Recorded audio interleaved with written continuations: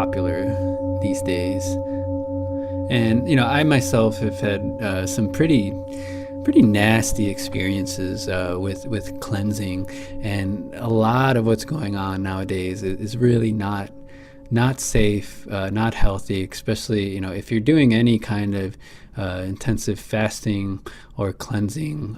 It really needs to be done under supervision and with care to your constitution and whatever ailment you're going through. It's really not easy to self-medicate with some of these fasts and cleanses. Even as simple as some of them might be, there's a lot of details that people aren't really equipped to deal with or apply either by themselves or even on a practitioner level. So just a word of warning. Really, I learned Ayurveda. I used to do like the master cleanse for many years, which just really harmed my system.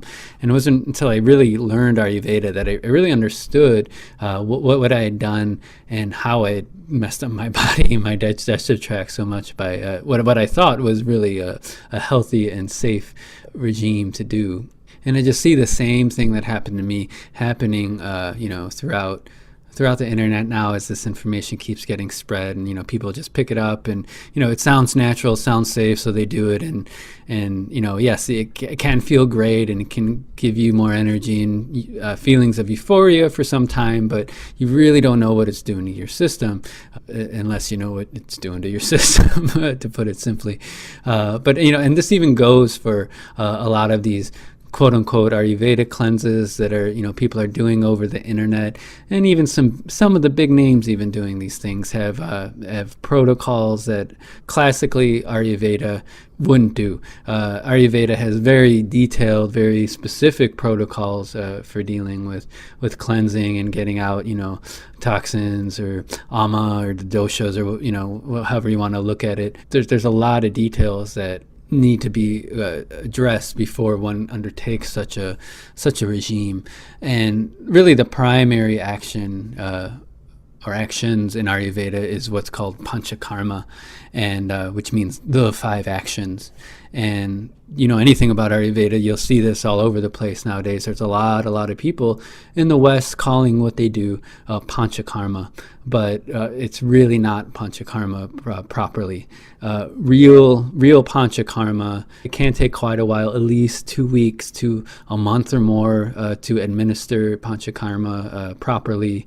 And Panchakarma also involves things like bloodletting through using leeches, uses therapeutic vomiting, and a lot of these things are generally not allowed in a Western framework, or not allowed without supervision, or fully trained medical supervision on all this stuff for a lot of reasons. However, these elements to Panchakarma are crucial to how to properly apply it, because these are some of the main ways that excess pitta dosha and excess kapha dosha are going to leave the system. And depending on what's wrong with you, you can't substitute different methods for how to expel the doshas from the system if you want to do it properly. What's really happening is what people are really practicing is called purva karma, which is it prepares the body to do some of these more intense actions and cleansing that Panchakarma provides. However, you have to be careful even with this, because any cleanse, whether it's Panchakarma or a liver cleanse that some people do, or any fruit juice detox kind of thing, any kind of more intense health regime like that's going to loosen up the toxicity in your system, can get really tricky really quick, because over the years, a lot of things can build up in the fat cells, in the tissues of our body, and they can really get stored in there, kind of go to sleep, if you will. They won't pose as much of a threat to their body when they're stored. But when we're doing a cleansing techniques, what we're doing is we're awakening that toxicity, or we're awakening the ama, and we're basically letting loose in our body. And so if you do let loose all these stored toxins and chemicals and the doshas and the ama and whatever, however words you want to spin on it or framework you're going to look at it from, unless you completely dispel them out of your system, they can actually wreak havoc on your system if they're not properly expelled, or if your body can't really handle processing these things. If you have a lot of it in you and you can't really process it at the time, you can actually end up more sick and have more problems than when you started.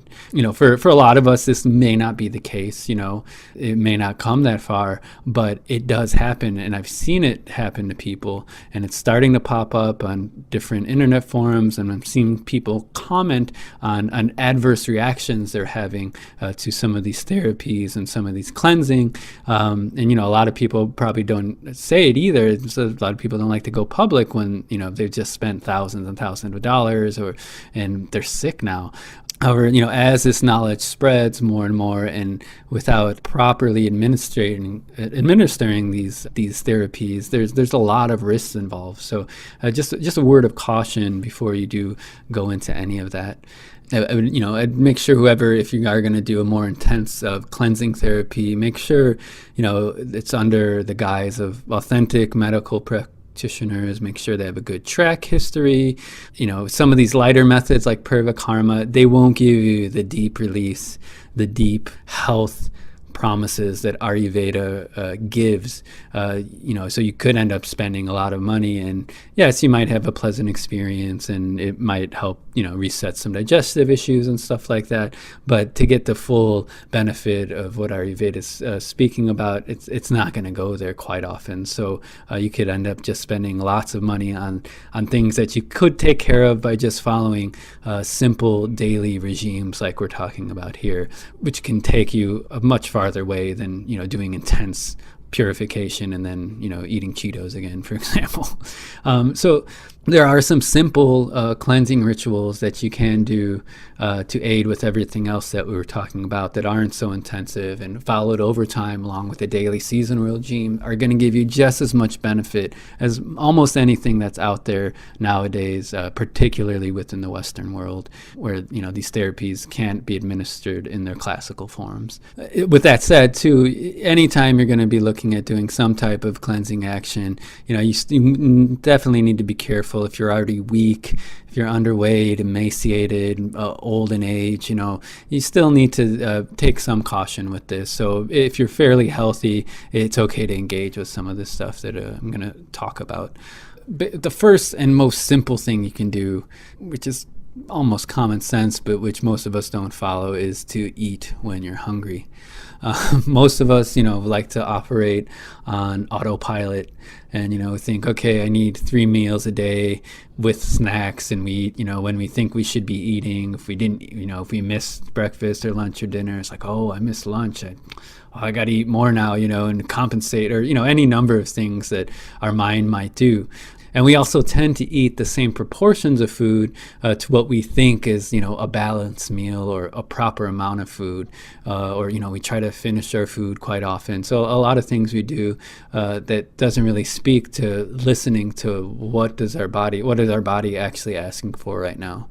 So it's important to check in and see if you're actually hungry, or if there's a stagnant feeling in your gut and you're just eating for taste or possibly emotional reasons, trying to decipher if it's actually psychological or physiological. And, recognizing when you go to eat, you might not have to finish your whole sandwich, depending on the place, the time, the season. You might need less food at certain times of the year, as we talked about before. So there's a lot of things to consider, but it's okay, to skip a meal once in a while. If you find, you wake up in the morning and you haven't had a bowel movement, check in, see, are you actually hungry? Do you really need a breakfast? There's that old line of, breakfast being the most important meal of the day, and eating big, healthy breakfast with all these bad food combinations, and the standard kind of, I don't know where it came from, the 1950s or whatever, but it's okay to skip your breakfast once in a while, and it can actually help your digestive patterns and functioning.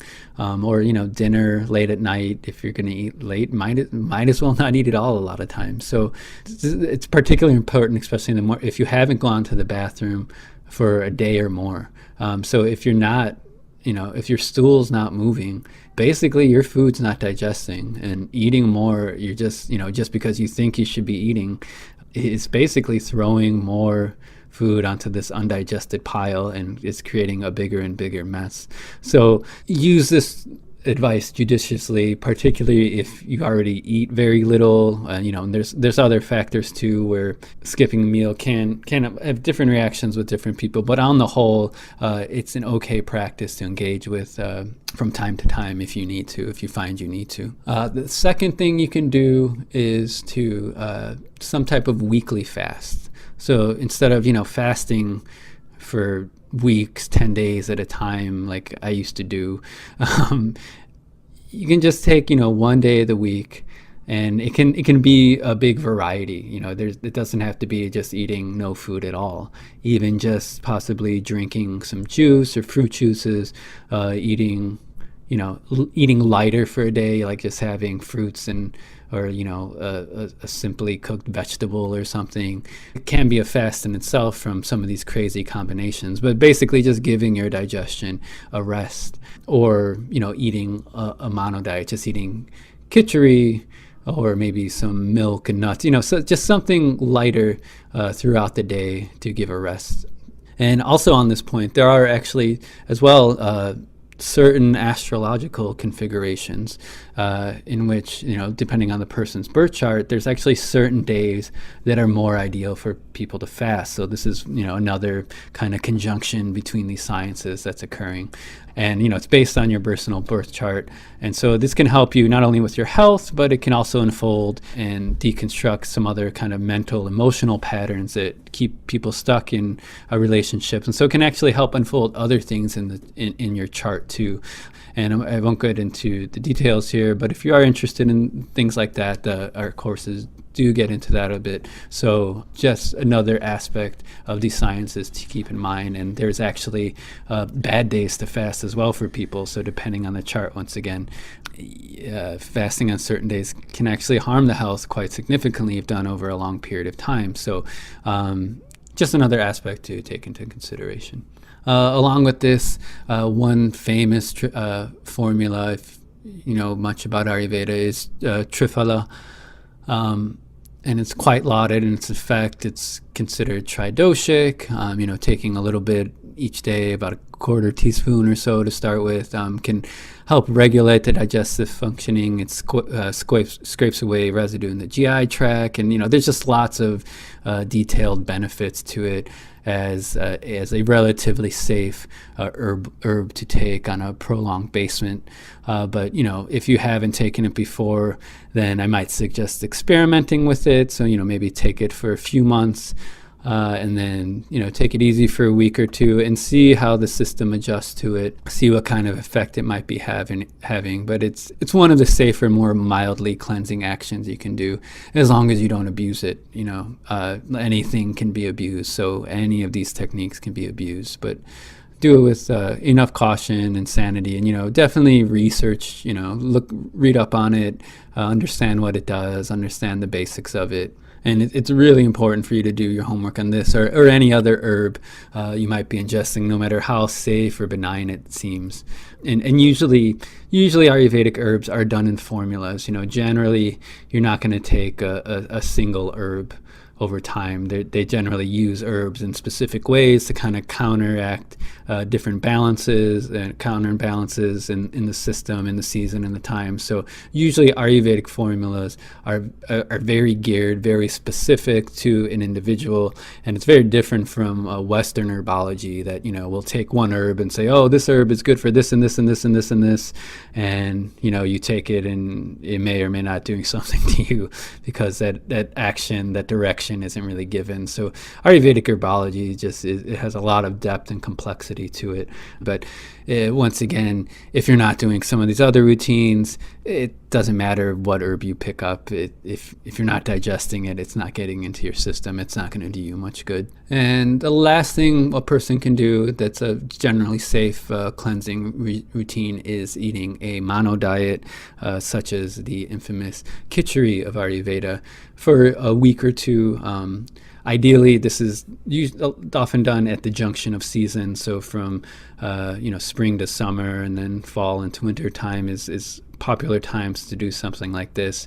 And it's really a complete Ayurvedic food. It's balancing to the doshas, and khichdi can be tweaked in various ways depending on season and personal temperament, but you can look up different recipes for it. But just eating the same food, such as khichdi, which is pretty easy to digest on the system, once again, it can give the digestive tract a chance to reset. It stops the confusion of throwing all different kind of things into our system, while at the same time you're not starving your body. So you're getting your nutrition, you're building your body. It's safe. It's not intense. Okay, it's not vitiating vata like a lot of these other cleanses and detoxes tend to do.